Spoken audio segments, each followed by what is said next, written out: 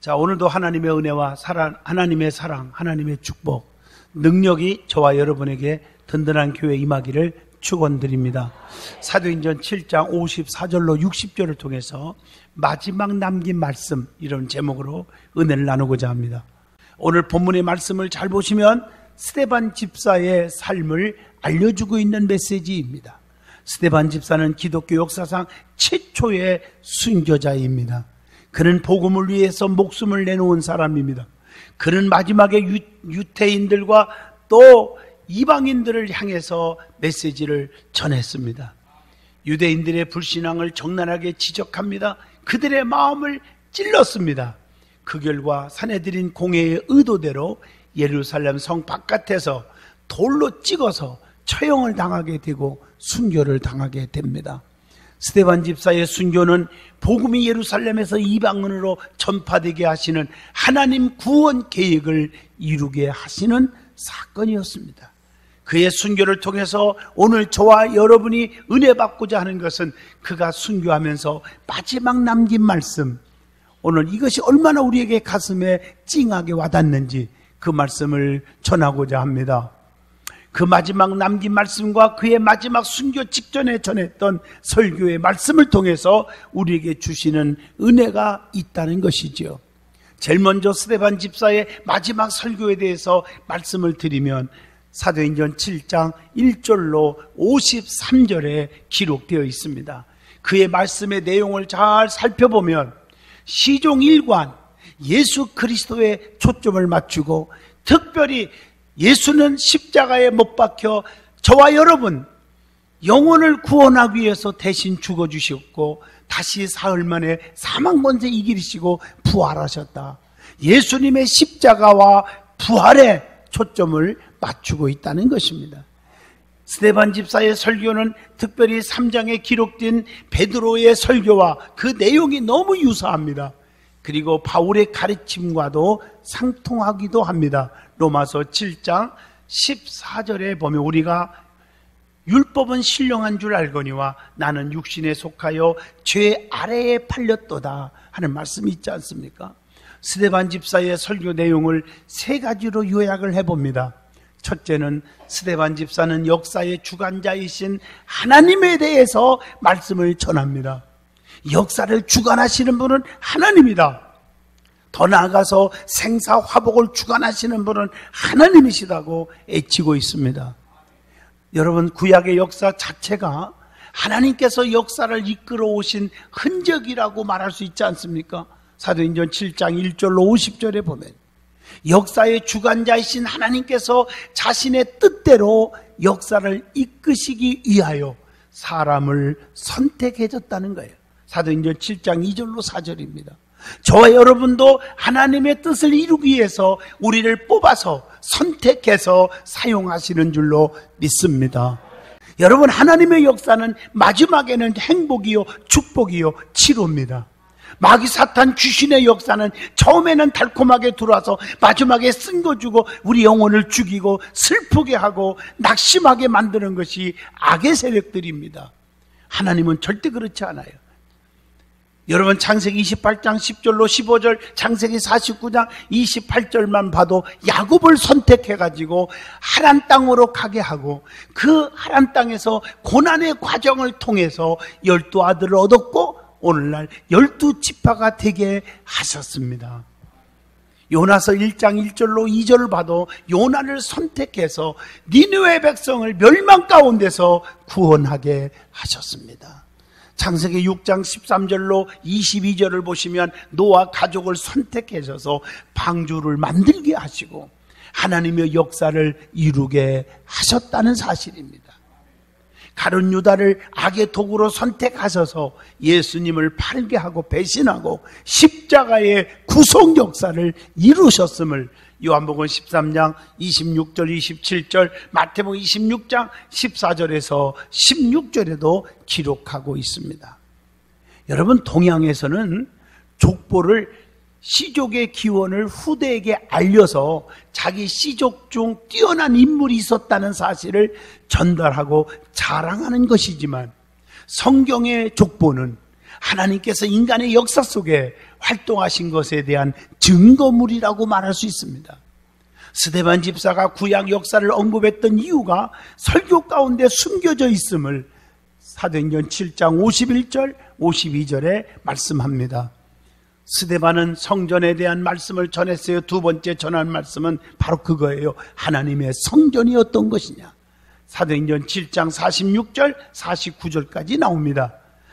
성전은 하나님과 교통하고 하나님께 예배드리는 장소에 의미가 있는 줄로 믿습니다. 건물 자체로서의 의미를 지니고 있지 않다는 것을 말씀하고 있는 거예요. 그래서 하나님은 애모를 보는 게 아니라 중심을 보시는 하나님인 줄로 믿습니다.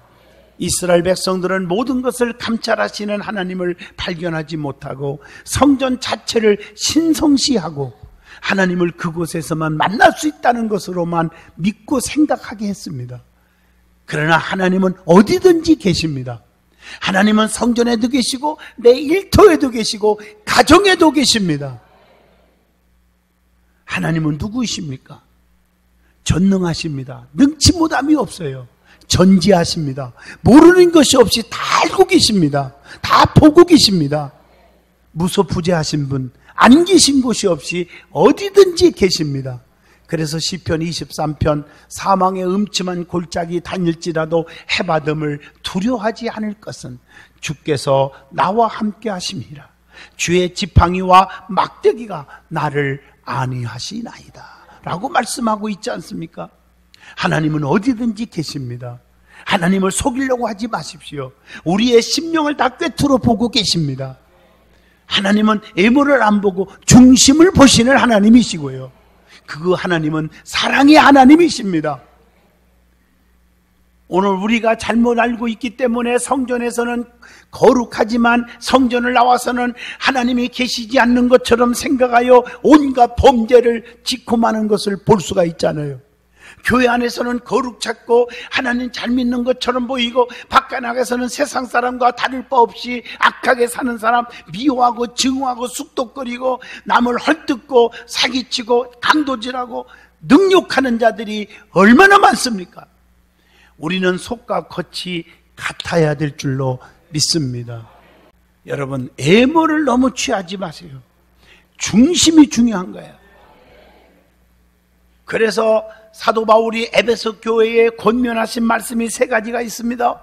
에베소 4장 22절로 24절입니다. 첫째, 옛사람을 벗어버리라고 그랬습니다. 너희는 유혹의 욕심을 따라 썩어져가는 구습을 따르는 옛사람을 벗어버리고 그랬어요. 갈라디아서 2장 20절, 이제는 내가 사는 것이 아니라 오직 그리스도가 살아야 한다고 했어요. 옛사람을 벗어버려야 새 사람이 될 수 있다고 로마서 6장 6절, 누가복음 19장 8절에도 말합니다.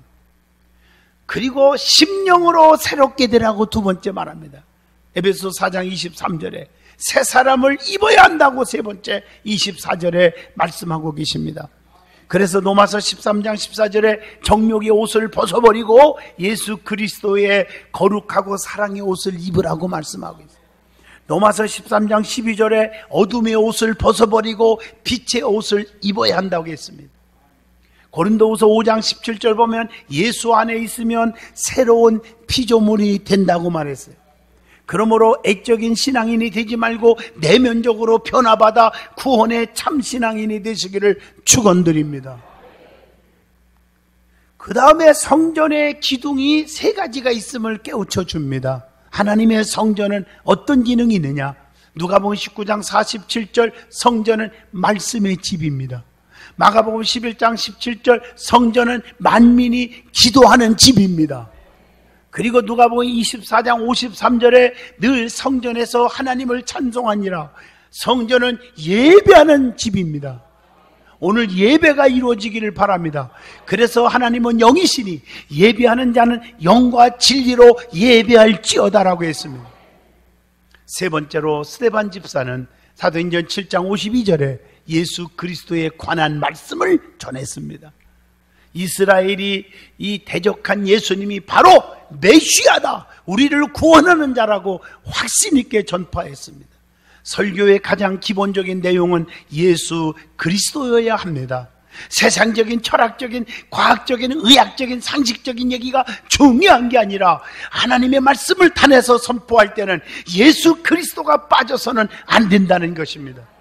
예수님이 빠진 설교는 자칫 도덕과 윤리적인 강연에 끝일 수밖에 없잖아요. 설교자의 지식을 자랑하는 것이 되기 쉽지 않겠습니까?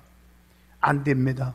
설교자는 자신이 예수 그리스도의 은혜와 사랑에 날마다 감격하는 삶을 살아야 되고 예수 그리스도를 올바로 그래야 전할 수가 있는 것입니다. 스데반 집사의 마지막 설교는 오직 예수 그리스도에 초점을 맞춰주고 있습니다. 스데반 집사는 예수 그리스도를 진정으로 만난 사람입니다. 체험한 사람입니다. 여러분은 예수를 만나는 사람이 되기를 원합니다. 그래서 그리스도의 영이 없으면 그리스도의 사람이 아니라고 그랬습니다. 성령에 충만한 사람이 돼야 돼요. 스데반 집사는 성령에 충만한 사람입니다. 그래서 바르게 설교한 것입니다. 그래서 눈에 거스리는 자들, 유대인들을 통해서 핍박을 받게 되었고 결국에 비참하게 돌로 맞아 순교를 당하게 된 것입니다. 우리 성도들도 스데반 집사처럼 담대하게 복음을 제대로 외칠 수 있기를 바랍니다. 그 다음에 성경의 마지막 남긴 말씀에 대해서 살펴보고 은혜를 받고자 합니다.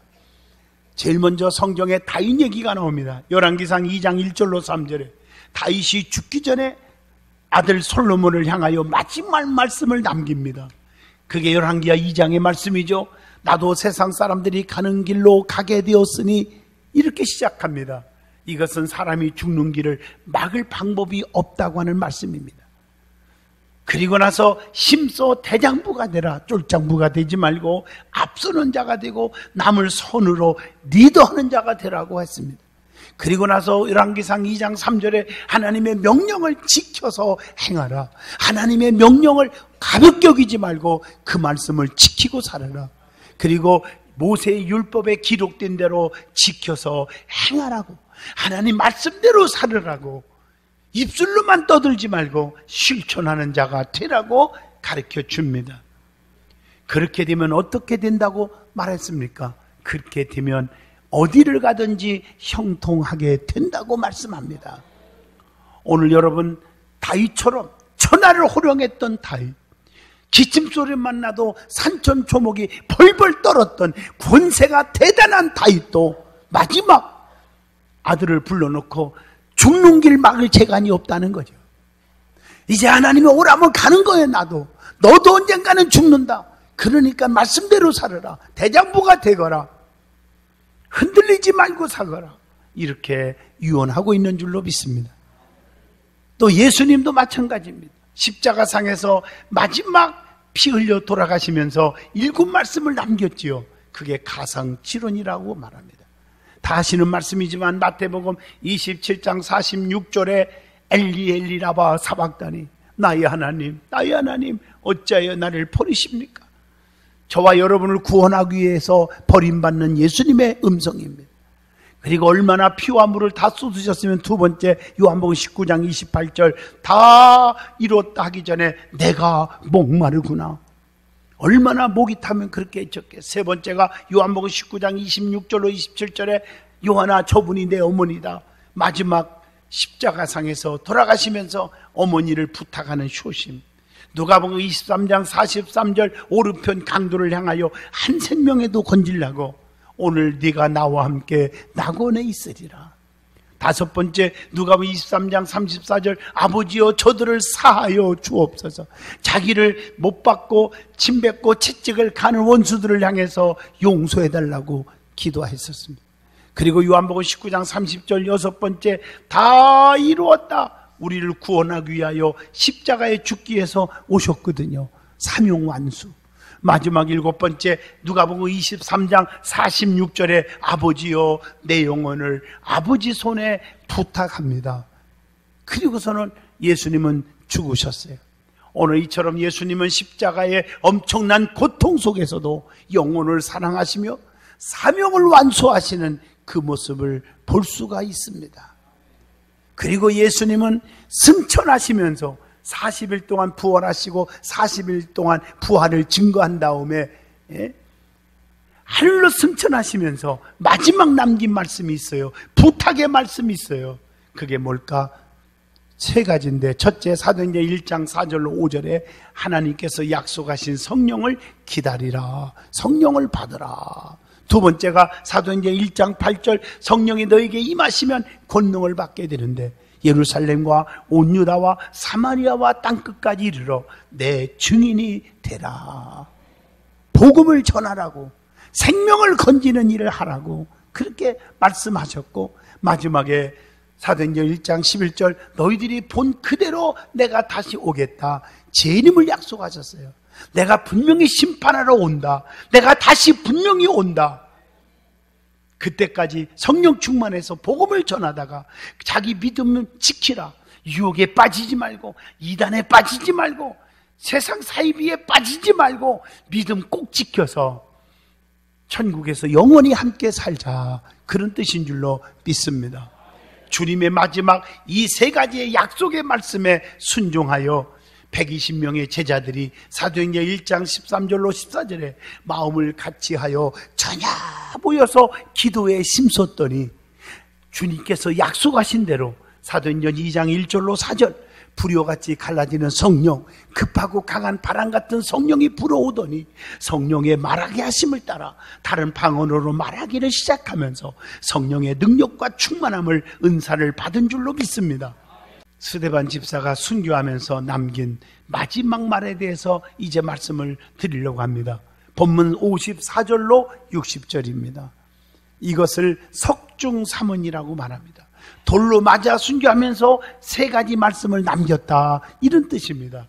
첫째가 보라, 하늘이 열리고 인자가 하나님 우편에 서신 것을 보노라. 본문 56절의 말씀이에요. 스데반 집사님은 성령에 충만했습니다. 그래서 사도행전 6장 5절처럼 믿음과 성령이 충만했던 스데반 집사, 사도행전 6장 8절 은혜와 권능이 충만해서 큰 기사와 표적을 행했던 스데반 집사였습니다. 그리고 사도행전 6장 10절 보면 스데반 집사가 지혜와 성령으로 말하는 것을 사람들이 감당하지 못했다고 할 정도로 충만했습니다. 그리고 하늘이 열린 것을 보았다고 56절에 말합니다. 스데반 집사는 성령에 충만했지만 고난 중에 더욱더 충만했습니다. 저도 이렇게 목회하면서 부흥회를 인도하러 다니면서 보면 환난과 고난 중에 더 충만한 사람이 많아요. 왜? 더 엎드리니까. 암에 걸려서 병원에서 한 달밖에 못 산대요. 집회 때마다 얼마나 많이 환자들이 오는지 몰라요. 부흥회 인도하면서 말씀을 전하는데 그들을 애절합니다. 더 하나님 앞에 금식하고 철회하고 매달리니까 더 성령의 충만한 모습을 보게 됩니다. 그래서 때로는 치료받아서 간증하고 감사하게 되고, 하늘이 열린다는 것은 계시록에서 말하고 있는 들려 올라감, 이런 뜻과 같은 뜻입니다. 그리고 인자가 하나님 우편에 서시 계신 것을 보았다. 56절 이 말씀, 하나님 우편에 서 계신 구원자의 모습을 본 스데반 집사는 큰 힘을 얻었습니다. 말씀이 이루어진 줄로 믿습니다. 마태복음 26장 64절 말씀처럼 말입니다. 예수님은 하나님 우편에 계신다고 히브리서 1장 3절, 에베소서 1장 22절에 말씀했는데, 또 사도행전 7장 55절도 예수님은 하나님 우편에 서 계신다 그랬고요. 로마서 8장 34절이나 디모데전서 2장 5절에 보면 예수님은 하나님 우편에서 간구하고 계신다, 이렇게 말씀하고 계세요. 스데반 집사님은 복음을 전하다가 순교하면서 하늘문이 열리고 주님을 보니 힘이 되었다고 합니다. 오히려 내가 불쌍한 것이 아니라 나를 돌로 찍어서 죽이는 저들이 불쌍하다고 고백하고 있는 것입니다. 오히려 스데반 집사님은 고통스러운 그 피 흘리는 그 광경 속에서 얼굴에 광채가 빛날 수 있었다고 했습니다. 얼마나 멋있습니까? 그래서 우리 믿음의 사람들은 환난과 핍박 중에도 성도는 신앙 지켰네, 이렇게 나오는 거예요. 그래서 인내의 신앙을 가지고 사는 거 아니겠습니까? 두 번째 애침은 본문 59절에 주 예수여 내 영혼을 받으시옵소서 라고 기도를 합니다. 스데반 집사님은 분노한 공회원들에게 그들에 의해서 돌로 쳐 죽임을 당할 때, 피투성이가 될 때, 너무 고통스러울 때 두 가지 기도를 드립니다.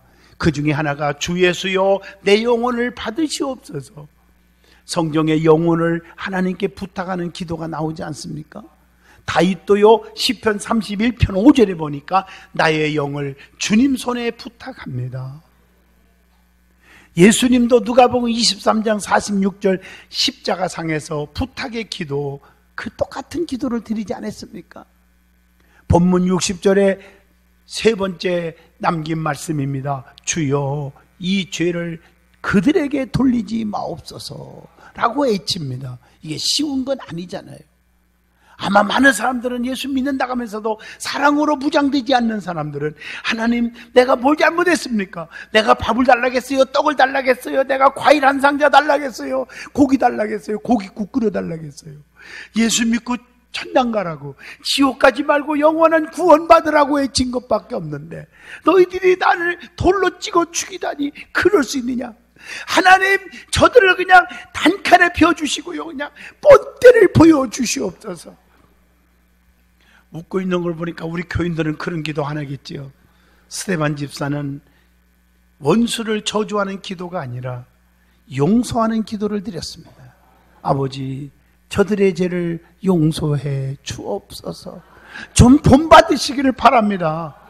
왜 이렇게 믿는 자들이 사랑이 없다고 소문을 들어야 합니까? 손가락질 받지 말고 좀 사랑의 성도가 되십시오. 네. 그런 죽으면서까지 신자들이 가져야 할 자세의 모범을 보이신 거 아닙니까? 이처럼 스데반 집사의 순교하면서 마지막 남긴 말씀을 기억하면서 우리도 본받아야 되지 않겠습니까? 나에게 잘해주고 나에게 무슨 갈비탕 하나 사준 사람하고 뿅뿅 가다가 영원히 죽지 마시고, 잘해준 사람 앞에 같이 치우치고 없어서 못해주는 사람에게는 멀리하고, 이런 스타일은 믿음의 스타일이 아닙니다. 결론입니다. 믿음의 사람들은 마지막 끝맺음이 중요합니다. 처음에는 조금 부족하게 살고 부끄러운 신앙생활을 했어도 나중에는 더 좋아져야 할 것입니다. 그리고 죽게 될 때 하나님의 심판대 앞에서 떳떳하게 서야 될 줄로 믿습니다.